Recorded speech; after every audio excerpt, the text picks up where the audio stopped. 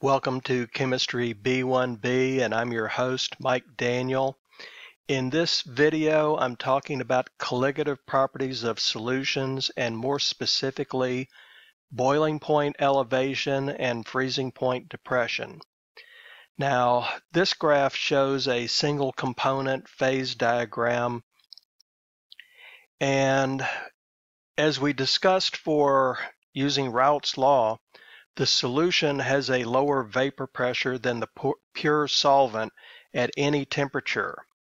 So, and let's see if I can draw on this thing. And it looks like, the answer is yes. Okay, so right here, this is the pure solvent, and boiling is when the vapor pressure equals the external pressure. Well, when you have solute particles getting in the way of the solvent, you have a reduction in the vapor pressure. So that liquid has a reduced vapor pressure, that solution has a reduced vapor pressure, it's not boiling. Instead, you have to get to a higher temperature, and that is this delta TB down here. And this delta TB is defined, the way it's defined, it's going to be a positive number. And so you'll see that the way the temperature, the freezing point depression is going to be defined differently. So this is going to be the boiling point of the solution. That's a comma, not a 1. Boiling point of the solution minus the boiling point of the solvent. Since the temperature is increased for the boiling of solution, this is going to be a larger number minus the smaller number. This will be positive. All right, and also you have the same thing or something similar going on at the transition between the solid and liquid state. Here is the freezing point of the pure solution, pure solvent, and here is the freezing point of the solution. So you get this lowering of temperature. Now this delta TF, the freezing point depression, in order for that to be a positive number, you need the temperature of the solvent, that's going to be higher than the solution. And I neglected to use my F for freezing, but you get the idea. All right, so there is a lowering of the freezing point and an increase in the boiling point. And as I mentioned, an antifreeze water solution means that your automobile engine can go to a higher temperature before it boils, and it can go to a lower temperature before it freezes. And trust me, I replaced an engine in a Buick Regal one time because I had wimpy antifreeze and I wasn't ready when it got to minus 12 Fahrenheit in upstate New York. All right, we're going to use molality, and molality is a concentration unit that does not depend upon temperature. It is moles of solute divided by kilograms of solvent. And it is a preferred concentration unit because properties involving temperature change. Well, it's the preferred concentration for properties involving temperature changes. And for typical solutions, molality is greater than molarity. That's because the kilograms of solvent is typically a little bit less than the liters of solution. And this is showing a flow diagram. Given mass of solute, dividing by the molar mass, you can get the moles of solute. Given the volume of solvent, using density of the solvent, you can get the mass of the solvent in kilograms. Divide and you get the molarity. Okay, And let's see, if you're given this other information, it has volume of solution. Now there you'd need the density of the solution, and the mass of solution, you would have to subtract out the mass of solute, okay, to get the mass of solvent. So you need to be careful with your units as always. And now I'm going to assume that y'all can grind through this example from the textbook. This is going from grams of sodium sulfate, what needs to be added to water to prepare a certain molality of sodium sulfate. And it gives the density of water as 1.000 grams per milliliter. So like I said, I assume you can read. And okay, this is showing the equation for the change in boiling point. There is a boiling point constant, and these properties depend upon the number of solute particles and not the chemical nature of the solute. So this boiling point constant depends on the solvent. You'll have a different boiling point constant for water as you would for acetic acid, as you would for ethyl alcohol. And it's a linear relationship. Molality has the number of particles in it, and you've got this constant, and that gives you the change in freezing point. And you've got a similar equation. The constant is different. Again, the constant depends upon the solvent, not on the solute. And I mentioned how the order of terms in freezing point depression is the reverse of the boiling point elevation because they're going in different directions. And here is a problem. Again, I'll assume y'all can work through this. Talking about cinnamon dissolved in carbon tetrachloride, and they give you the boiling point elevation.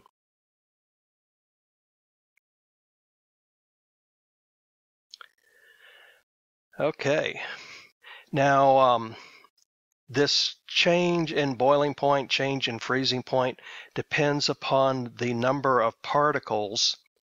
And now let's see, I remind you that an electrolyte,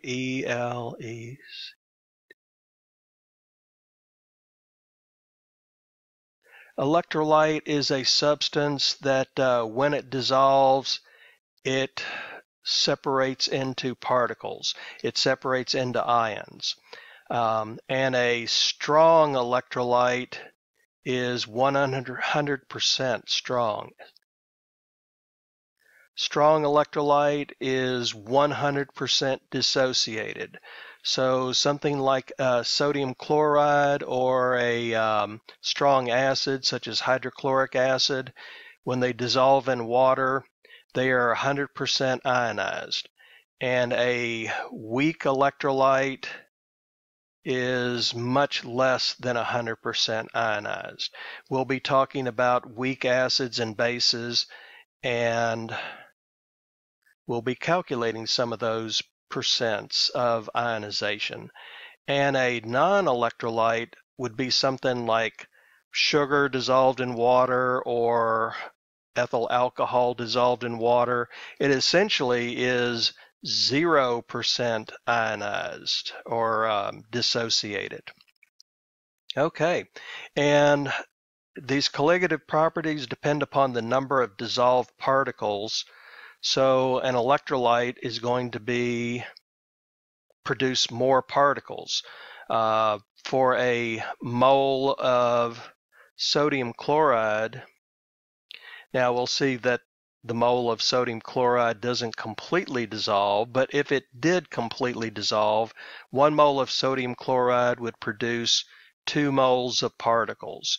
You would have the sodium and the chloride, 1 mole of sodium, 1 mole of chloride for every mole of sodium chloride. If you had aluminum chloride, you would get 4 moles of particles for every 1 mole of aluminum chloride.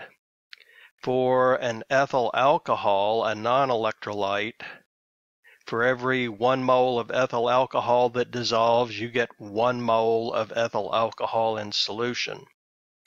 Okay. This Van Hoff factor is a measure of the number of ions you get per mole of solute. And this is showing that for dilute solutions, the Van Hoff factor for sodium chloride is 2. And that's because for every mole of sodium chloride, you get 2 moles of ions. And that Van Hoff factor I is multiplied times the product of the boiling point elevation and molality, or freezing point depression constant and molality. Now, one thing that can happen, I said for sodium chloride for dilute solutions, I equals 2. As you get more concentrated solutions, those ions can sometimes pair up in solution, and you've got the positive attracted to the negative, and they can stick together, and it reduces the number of dissolved particles. So instead of having 2 particles per mole of sodium chloride that dissolved, for more concentrated solutions, you'll have some fraction less than 2. Just looking at the electrolytes and how they dissolve, that works for dilute solutions, but not for more concentrated solutions.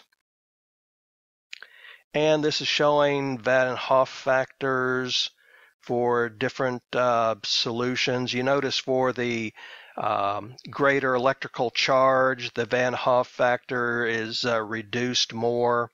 A sodium phosphate, for every 1 mole of sodium phosphate, you would, if it was completely dissociated in solution, you would have 4 moles of dissolved particles for every 1 mole of sodium phosphate that dissolved.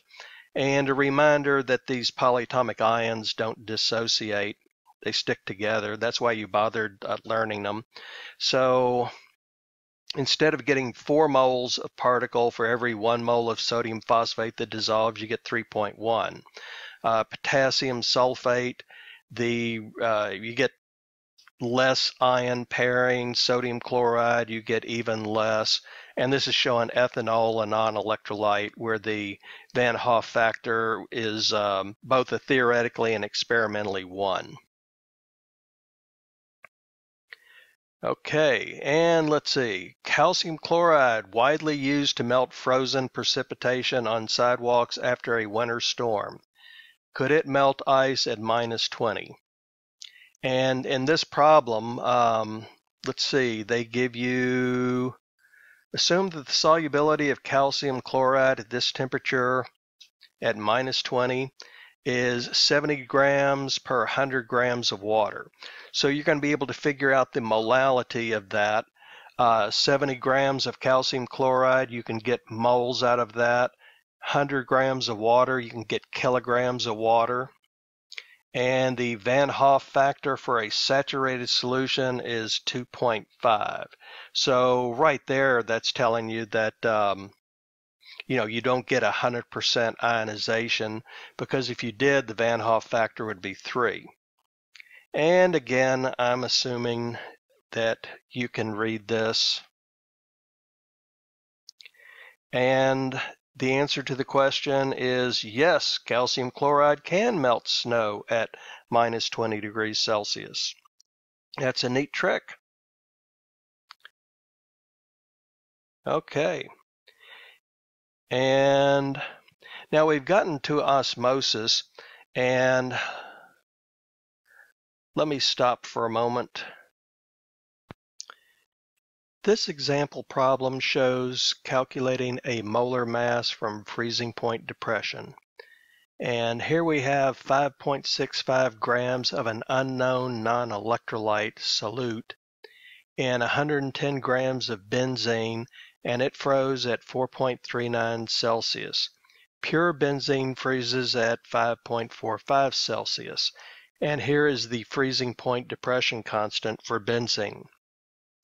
What is the molar mass? Molar mass is in the numerator of molality. And let's see, you have to be careful of the units. So let's see, let's remember that, and also it says it's a non-electrolyte. That tells you the Van Hoff factor is going to be 1. So we've got, and it might be easier in this problem to solve for molality first.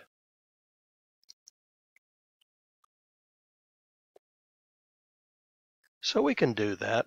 Now let's see, the change in freezing point is going to be, it's a positive number, so it's 5.45 minus 4.39. So let's see, that's going to be 1.06 Celsius. That's the change in freezing point. The freezing point depression constant is 5.07, and that is C per M.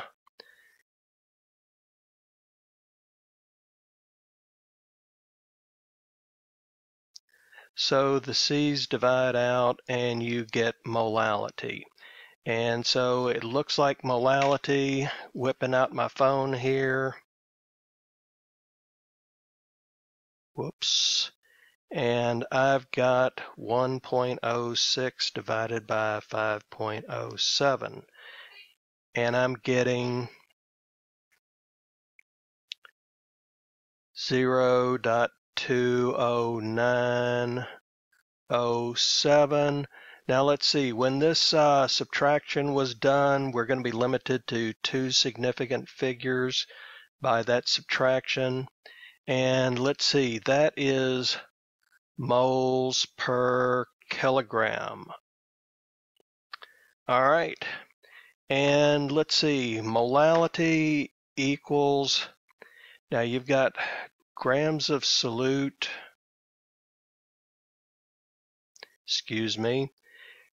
grams of solute divided by the molar mass, and that's divided by kilograms. And here we know everything except the molar mass. So we're going to solve for M. So I'm going to multiply both sides by M, and looks like I need to turn the pen on.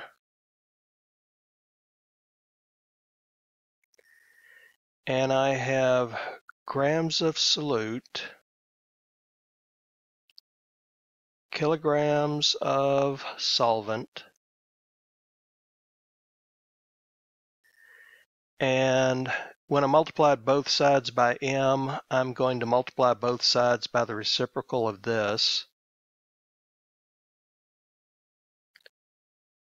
And looks like I'm leaving out the decimal place.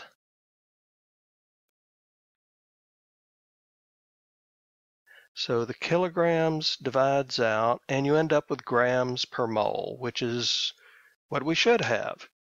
And let's see, that grams of solute is that is at 5.65. So I have 5.65, and my answer is going to be limited to 2 significant figures. Usually it's temperature that limits you to your significant figures. 5.65 divided by 0.20907, and I'm getting 27 grams per mole. And there you have it.